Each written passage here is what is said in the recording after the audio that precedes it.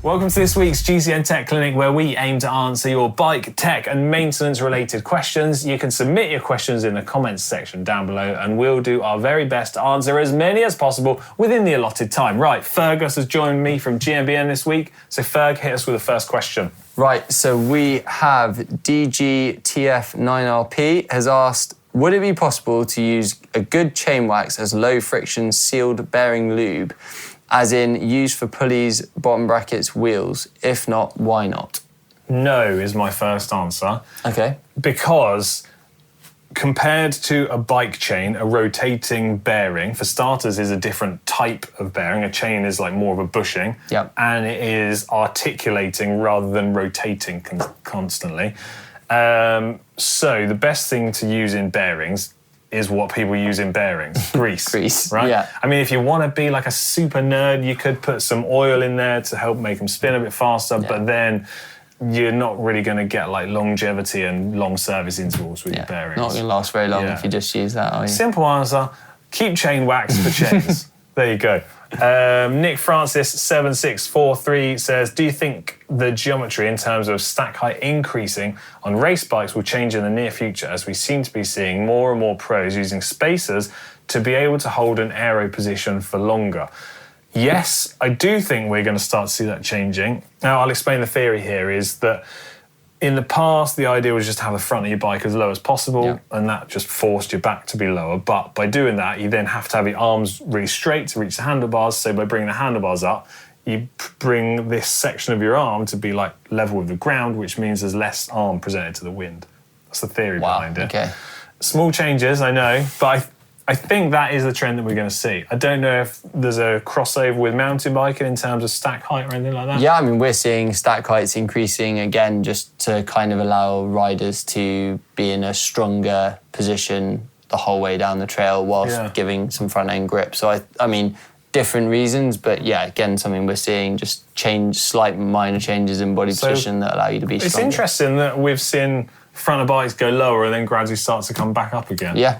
Yeah, who knew? Next question, over to you. So Daniel's 6554, we have, does a summer base layer under your jersey keep you cooler than no base layer?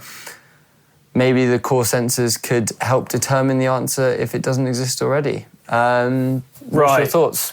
Okay, my thoughts are if you'd have asked me this question 10 years ago, I said, well, wear a base layer helps keep you cooler. However, research has changed, there's been more testing and innovation in this area. And there's also, I think, recently I read an article which showed even like a real open mesh style base layer actually kept you warmer, because it effectively causes a small gap and like boundary layer of air to sit between your jersey and your skin, and therefore, because the air's trapped, it insulates you. Kind of makes sense because, you know, when you think about winter sports, it's all about layers. Yeah. Surely that same logic applies. Yeah, well, the idea originally was to wick sweat away from your body to help you cool down so it could evaporate quicker, but it would appear that most recent studies have shown that it's not necessarily the case. It might do that, but then also make you sweat more. So kind of... Basically, look at what the pros are doing, and when it's the Tour de France and they're riding up a big long climb and it's like 1,000,000 degrees hot, they haven't got a base layer on. Yeah. There you go. Pedro Magnani 1053. They say, how many parts of a bike do you have to replace for it to be considered that you have a new bike? What are you thinking? I would say anything up to the frame. Like once you change the frame, surely that's a new bike. Yeah, that's like the heart of the bike, isn't it? You can't just imagine if you kept the group set the same but changed the frame. Everyone would be like, well, you've got a new bike. You'd go, oh no, it's the same group set. No. Yeah. Frame is the bit that is deciding whether your bike is actually the same bike or not. Over to you for Josh Brown. Josh Brown has said, Aero, not really tech question. Great. I just watched the Route Doctani. Is that, I don't know how you say it. But, yeah, I think you got it perfectly. TT. Yeah. I noticed quite a few races with their mouths open as they were trucking down the roads. When everyone is worried about being aero and saving watts, wouldn't it be better to keep the pie hole shut? I mean, I don't watch that much TT racing, but I can't imagine that I see many racers being a basking shark, just like...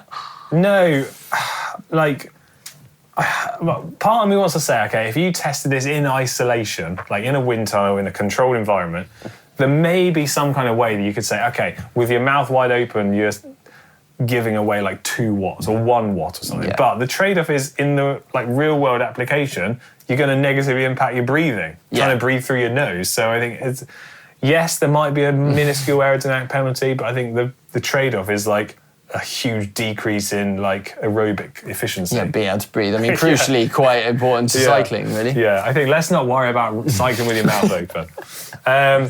Oliver Ribbert 1796 says, I just ordered the Canyon Endurace CF SLX 8 and noticed it comes with different tyre widths, 30 millimeters and 32 millimeters. Is this normal? And what is your experience riding with different tyre widths? And would you change it so they are the same? Thanks for a great show. Right. Firstly, yes, that is normal. Some bike brands are doing that. Narrower on the front, wider at the back. Oh, okay. Idea is aerodynamics are more important at the front, and then at the back you're getting that sort of increased comfort from the wider tyre, and aerodynamics are basically at the back of the bike have all got messed up by then. Right. So I don't think you should be concerned about it. It's a perfectly normal thing. My personal preference is I like to have the same tyres front to back. Yep. It's just a personal thing over time. Is there... in the world of mountain bikes, is this a thing we see? Yep, we tend to see it's kind of reverse. So we'll see a thicker tyre on the front or a wider tyre on the front for better front end traction, and then rear end will be sort of slightly thinner tyre for rolling speed. Yeah. But yeah, I think mainly that's just for grip and traction in the dirt. Interesting to say the concept's reversed on mountain bike. Yeah. Yeah. Okay. So yeah, I think basically don't worry about it. Try it. If you get on fine, happy days. There you go. Next question to you. So... Robbo. I've got Robbo saying, thinking about upgrading the wheels on my tri-band gravel. They have quick release, and the wheels I'm looking at are Elite gravel, and they have Thru-Axles. My question is, do the adapters work to convert from Thru-Axle to QR? Yes, this product exists, and thankfully it is a cheap product.